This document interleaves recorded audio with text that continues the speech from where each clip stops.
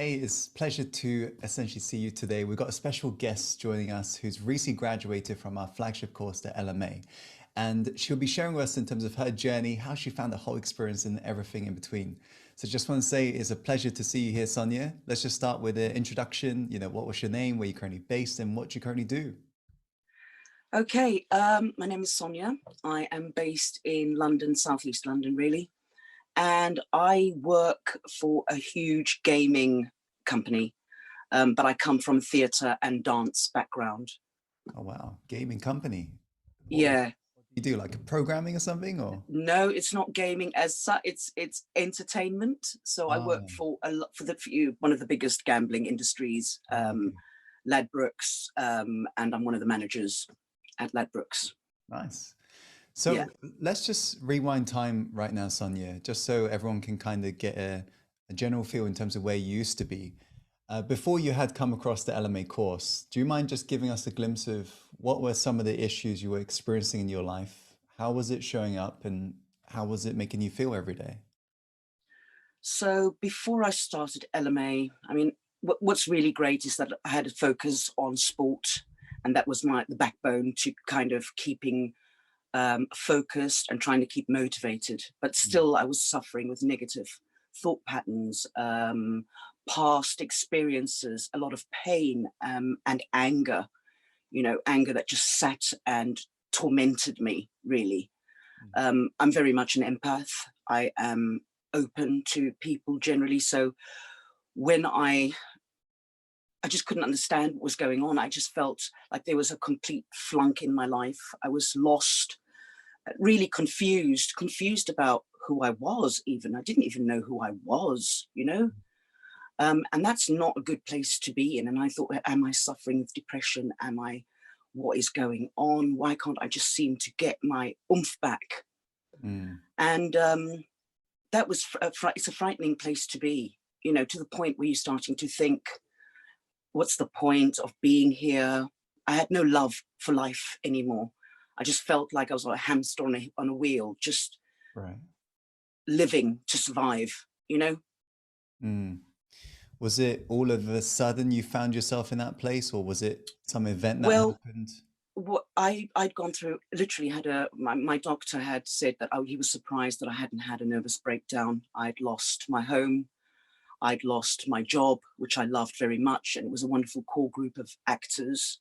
Mm. Um, and literally the rug got pulled up from under us. So Wow. I just found myself really lost, and I lost my animals. So it was all at Mm. once, and then without work for something like 3 months, and no turning point except close friends to support me.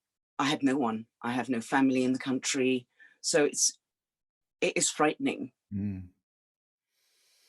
So it's almost I like, was on the verge of suicide, I suppose, just thinking the amount of times, I'll be honest, the amount of times I stood in front of that train track and thought on the platform, and I thought, should I jump? Should I just jump? Honestly. so it's ever since just having that rug pulled out because you lost your job, you're saying, and you lost your home, the Yeah. animals. Yeah. So around this time, what did you do to try and cope other than connect with your friends? How was you trying to get through this?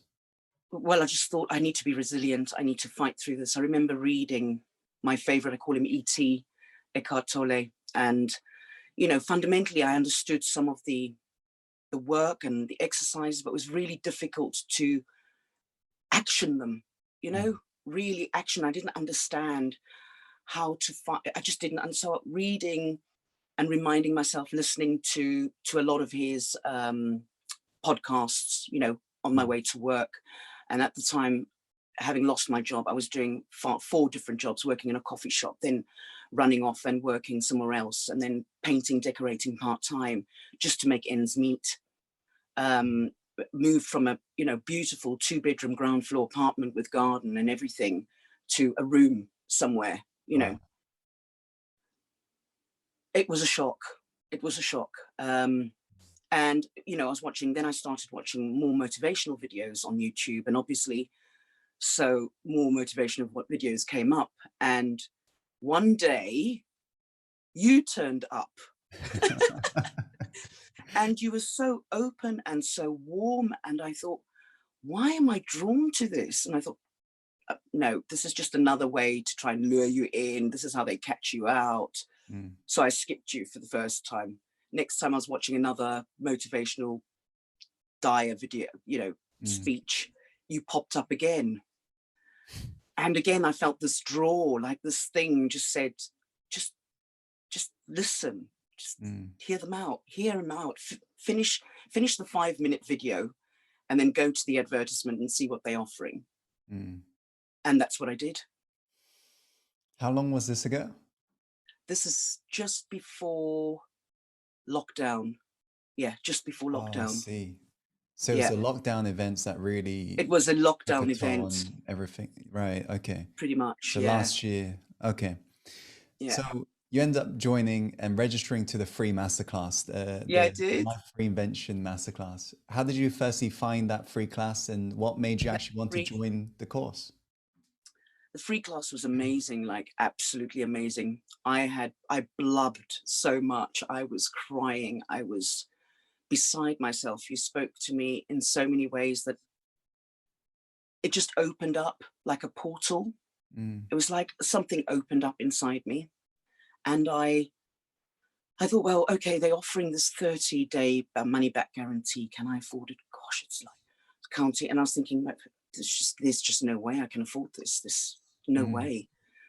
And then I remember signing up and then coming out of it, just stopping halfway through the process.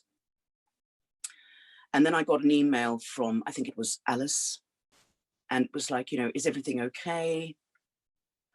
And then I was like, oh, I don't know. And then something just said, Sonia, just do it. You've lost everything else. What? So, how much more do you want to lose? How much more? Either you do this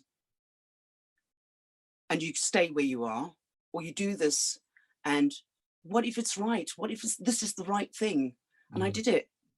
I joined and I managed to do the monthly payments, which has, been helpful. And the rest is history, really. Mind you, I'll be honest, it took me some time to come online because I'd completely contracted from being an expansive, open, generous, happy soul to just this absolute contraction. I didn't recognize myself. What would you say, being in that moment when you had that decision to make of joining us on the journey or not, what was your biggest fear or doubts you had that could have actually held you back from moving forwards with us? And what ended up putting that to rest for you? The first thing would have been probably the payments. Then something was like, if you're never going to complete this course, you won't be able to do it. Mm, And I'm one of those people that tends to start something. I'm a great declarer. right. uh, Yeah. let's do this, let's do this. Yeah. I'm great at motivating other people and inspiring other people, but I Mm, never ever take my own, um, I don't listen to myself. What I tell other people, I don't necessarily do for myself. So I made the decision and I made a choice to give myself a chance, and that was the break, the turning point for me. mm. Give yourself a chance. Okay. And so firstly, I really appreciate the honesty there in terms of you're saying you're somebody who tends to start a lot, but not necessarily, I suppose, finish strong, let's say. So what made you actually stick to this whole process for 6 weeks on board LMA, which is a lot deep inner work? What It's happened? I remember meeting, I still hadn't come onto the Facebook platform, the Heartfluencer family, and I thought, well, you know what, I'll do this, I'll go to every Sunday, I'll do every Sunday, and I'll take it in. But I wasn't working through the worksheets. I wasn't actually processing stuff. Mm, Then I finally found an email, just completely disorganized. It was tantamount to what I was going through, mm, all of it. And she said, honestly, just go on there. It's a great platform. And I was like, oh, I don't want people to know, because it's almost a sign that there's something wrong, that I'm trying to fix something. Mm. And yes, there was something wrong. My addiction to my emotions, Right. my addiction to the pain, my addiction to the suffering. Yeah. That's a dark place to be in. And I was suffering with depression. I had to do something, had to give, something had to give. I remember, I think in one of my testimonials, I think I said that I was a broken angel, Mm. you know, burnt wings, frayed, you know, scattered in some sort of wasteland with, you know, the cold pages of self-help manuals and inspiring quotes and motivational quotes.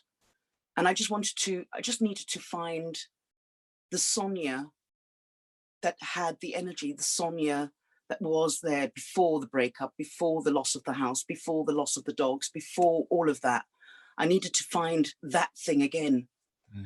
I was actually digging in the garden, and I was listening to some music, some house music. I DJ, so I play some music sometimes. And it just spoke to me for the first time, and actually listened to it properly. And I fell apart in the garden, crying, sobbing uncontrollably. Wow. And it was like this inner voice had just, something from inside me lit up. I Mm. have never experienced anything so profound. It was just after the second module that we'd done, which Right. is Beautiful State Activator. And wow, what a turning point. What a turning point for me. I mean, I get a lump in my throat now just talking about it, because it was such a profound shift, Tim, so profound. Mm. Do you remember what you heard, or what was it that clicked in? I remember the track, and I follow a DJ called Matt Derry, and he plays sort of, I call intelligent house music. It's not your banging techno beat. That's kind of gonna. Yeah. There's just something a little bit deeper than that, and it was about something. There's a man speaking in the background, and something to do with, I am so glad you're hearing me. That you're hearing me now. Mm. And it just spoke to me at that point in time, straight after the LMA module, the class that Right. we had live. And I was howling, Wow. like, you know, that scream, that cardinals, it was that. Mm. So it's almost like that class seeded all these It seeded ideas, everything for me. right? And It then seeded in that everything for time, me, that just I had blossomed. the choice, Mm. not only to change my life, I had the choice to make a difference. I had a choice to make it happen for myself. Mm. That was big. Wow. So the moment that happened, what changes did you begin to see in your life? So I then started downloading the workshop books, the worksheets. I went back to listening on the webinar. I was making notes, and I was doing some actual work, you Yeah. know, step by step. And you do it so beautifully. I mean, it was almost scientific, Tim. I was like, how did he work this out? You know, because sometimes you get, you know, a book from William Hoff, sorry, any motivational speaker, anyone, and specifically Eckhart Tolle, Mm. and it's all combubulated into one. So it doesn't open up the way you've done it for us. You know, it's step by step. Now Mm. you look at this, and then you've got something else to fall back on. Then you can go back to the next module and then fall back on what you've learned before. So Mm. there was a lot of retrieval, a lot of engagement, and then of course the community, which is the backbone to holding it all together. And I think there's nothing, you need a coach, and there you were. You needed to make the choice and take a chance, and there you are doing that. And then I had the community. that was big for me. I don't think anyone can really do this on your own. I mean, you have to be extremely resilient, and I think I consider myself pretty tough. Yeah. Um, but this, this situation in my life just broke me, an event in my life that absolutely pulled the carpet from under my feet. Mm. So you went from somebody who was, I suppose, kind of resisting the support group first, because that is an optional bonus after all, joining our private Facebook group. But then not only did you end up getting involved, I mean, you were one of the star students, like dancing on some live streams and just going above and beyond. So, firstly, what made you want to really play full out, and what benefits did you actually get once you're involved with a support group? What does it actually do for somebody who's never been part of a support group before? It's so strange, Tim. I I remember saying to myself, I get paid to perform. Do you know what I mean? I mean, I Mm, was arrogant enough to go. My ego was saying, no, no, no, darling, you get paid to do a performance. People pay yeah. you to go online and talk about stuff. You don't, and it's usually a script. It's all planned Mm, out. But suddenly I was dealing with myself. mm, Here I was having to deal with me, my insecurities, my communication blocks, my fears. I had to be vulnerable to people that I don't know. And that was scary, right. let alone being vulnerable to yourself. Um, so it was the action that really helped, going online, doing the first one, and then getting the confidence to do the second one, starting to trust myself again, believing in myself again, Mm, finding that there was a little candle, little flame, and now it just feels like this burning light that is moving without. I'm not channel. It's just happening spontaneously. This wow. is what happens when you go on the lives. This is what happens when you put yourself out there. But you have to put yourself out there. Mm, It's the same as going to the gym, and I understood that. Doing a workout, training for triathlon, working as a dancer, and 9 hours of training to do a 1 hour perform 9 hours of training a day for 6 months to do a 1.5 hour performance. wow. Yeah. You know, I Mm, understand that. But when it comes to your mind and your feelings and your mm, emotions, it's a whole other ball game. mm. How did it benefit you when you started going all in with us? What changes did you begin to see? Changes in terms of confidence, in terms of the circle of people I kept around me. I Mm, did I did have a very toxic group of people, and I think, Tim, you'd mentioned before you were involved in parties and clubbing and DJing, and that world is a very different world. It didn't merge with my world in theatre. It didn't merge with my world in dance. In fact, it's the complete opposite of that world. And I found myself being dragged in. I'm quite passive, so easily swayed by other people and mm, ideas and perceptions.